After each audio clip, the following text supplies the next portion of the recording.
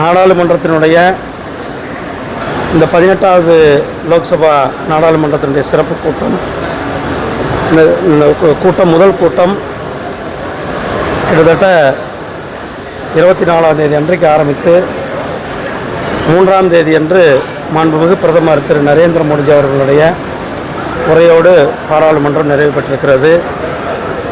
பாராளுமன்றத்தில் புதிதாக பொறுப்பேற்ற பாராளுமன்ற உறுப்பினர்கள் பதவியேற்பு, அதைத் தொடர்ந்து மரியாதைக்குரிய ஜனாதிபதி அவர்களுடைய உரை 2 அவைகளிலும், பிறகு ராஜ்யசபாவினுடைய நன்றி தெரிவிக்கும் கூட்டமும் லோக்சபாவில் நன்றி தெரிவிக்கும் தீர்மானமும் நிறைவேற்றப்பட்டு மாண்புமிகு ஜனாதிபதி அவர்களுடைய உரைக்கு நன்றி தெரிவித்து கிட்டத்தட்ட அனைத்து கட்சிகளும் பங்கேற்று இந்த நாடாளுமன்றத்தில் மாண்புமிகு பிரதமர் திரு நரேந்திர மோடிஜி அவர்கள் 2ஆம் தேதி அன்று லோக்சபாவிலும் 3ஆம் தேதி அன்றைக்கு ராஜ்யசபாவிலும் என்னுடைய உரையை இந்த தேசத்தினுடைய வளர்ச்சி, இந்த தேசம் 2047 வளர்ச்சியடைந்த நாடாக இருக்க வேண்டும், இந்த நாடு விக்சித் பாரத், அதாவது வளர்ச்சி ப்ரொக்ரெசிவ் நேஷனாக இருப்பதற்கு இந்த வரலாற்று சிறப்புமிக்க 3வது முறையாக ஆட்சி அமைத்து நம்முடைய பிரதமர் திரு நரேந்திர மோடிஜி அவர்கள் ஒரு வரலாற்று சிறப்புமிக்க சாதனை படைத்திருக்கிறார். இந்த சாதனை இந்த நாடு வளர்ச்சியடைந்த தேசத்திற்கு எடுத்து செல்லும் இந்த நோக்கில், அந்த பாதையில் ஒரு விசன், ஒரு நெடுந்தொலைவு பார்வையோடு இந்த அரசாங்கம் பயணித்து கொண்டிருக்கிறது.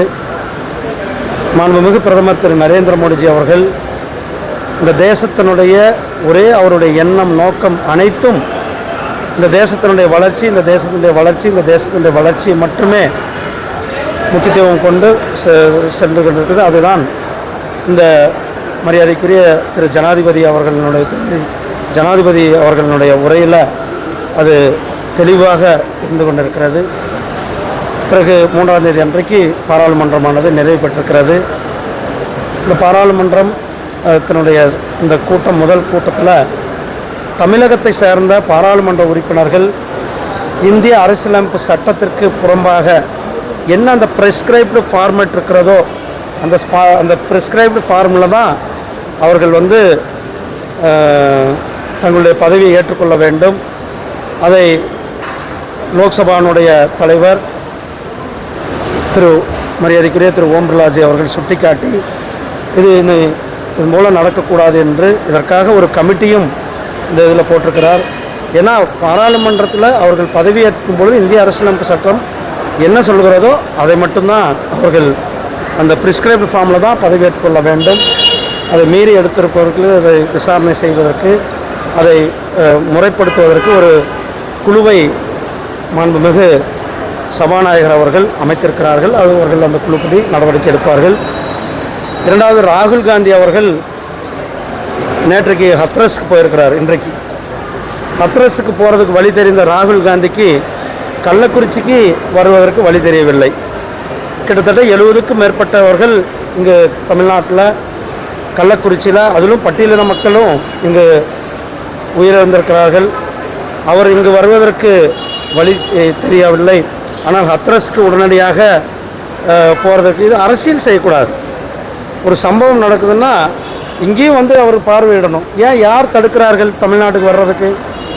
தமிழ்நாட்டில் கள்ளக்குறிச்சிக்கு மக்களை சந்தித்து ஆறுதல் கூறுவதற்கு ராகுல் காந்திக்கோ மல்லிகார்ஜுன கார்கேக்கோ அல்லது முதலமைச்சர் ஸ்டாலினுக்கோ இன்றைக்கு வரலும் வழி தெரியாமல் இருக்கிறது.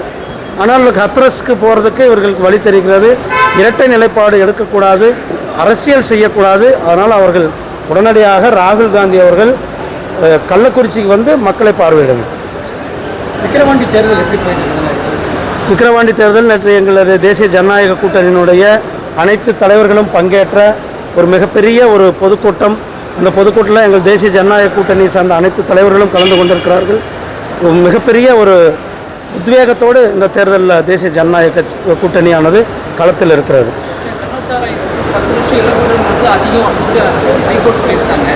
எந்த அடிப்படையில் அந்த 10 லட்சத்தை கொடுத்தீங்க அப்படின்னு சொல்லி தமிழக அரசு கேள்வியை கேட்டிருக்காங்க. இது பல முறை பல பேரும் இது பண்ணியிருக்கிறார்கள். ஒரு தரப்பு கொடுக்கணும் அப்படின்னாங்க, ஒரு தரப்பு கொடுக்கக்கூடாதுன்னாங்க. கள்ளச்சாராயத்தை ஒழிக்க வேண்டும் என்பது தான் அனைவருடைய எண்ணமாக இருக்கிறது. இன்றைக்கு ஹைகோர்ட்டு கூட அதில் தலையிட்டு சொல்லியிருக்கிறார்கள், வரவேற்கத்தக்கது.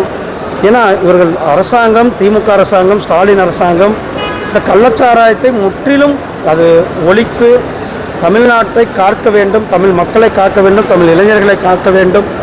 இன்றைக்கு இந்த கள்ளச்சாராயம் மட்டுமல்ல, தமிழகம் முழுவதும் போதைப் பொருட்களினுடைய புழக்கம், தமிழகம் முழுவதும் டாஸ்மாக் கடைகளுடைய எண்ணிக்கை, டாஸ்மாக் கடைகளை இவர்கள் படிப்படியாக குறைப்போன்னு சொன்னாங்க.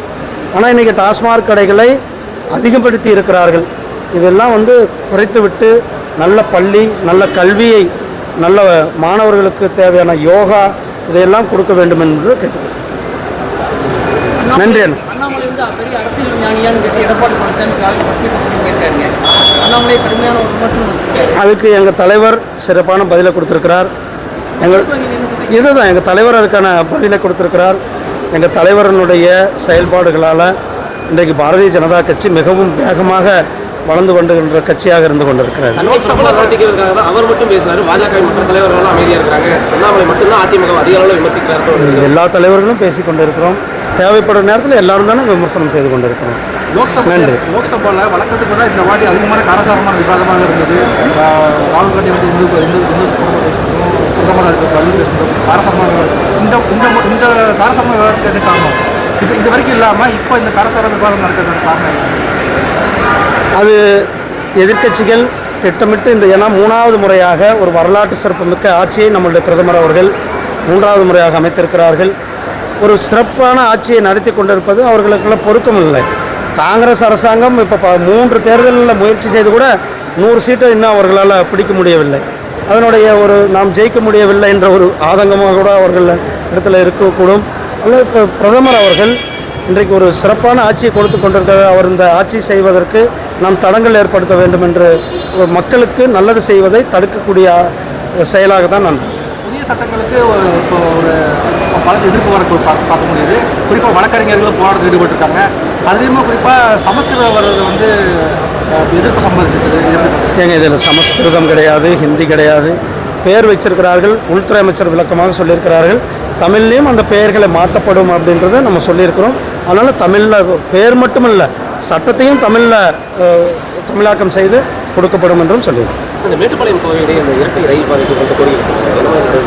நாம் தேர்தல் வாக்குறுதியில் சொல்லியிருந்தோம். அதாவது மற்றவங்களாம் சொல்லுவாங்க, சொல்கிறதோட செயல்படுறதில்லை. நான் தாராபுரத்தில் தேர்தல் நிற்கும் போது பழனியிலேருந்து தாராபுரம் வழியாக ஈரோடுக்கு ரயில் பாதை கொண்டு வருவோன்னு சொன்னேன்.